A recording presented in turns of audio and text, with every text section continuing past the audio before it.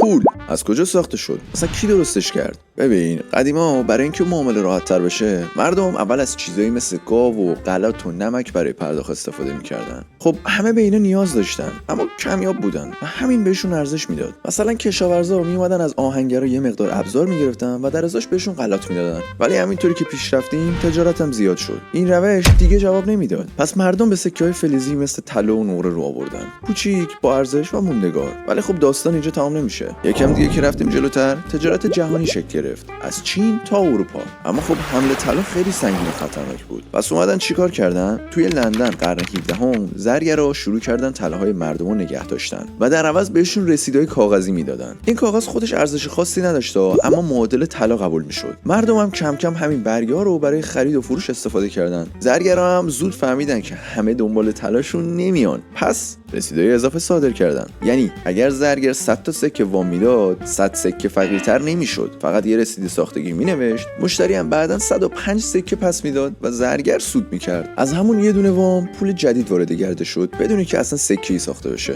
یعنی از همون موقع پول بیشتر از اعتماد ساخته میشد نه از طلا. همینطور که زمان گذشت زرگرا شدن بانک‌ها، رسیدا شدن اسکناس و چک و امروزه همه چی یه عدد روی موبایله. پس پول از اون موقع تا الان بیشتر یه قول بوده تا یه چیز واقعی. امیدوارم بعد این ویدیو دیگه برات سوال نباشه که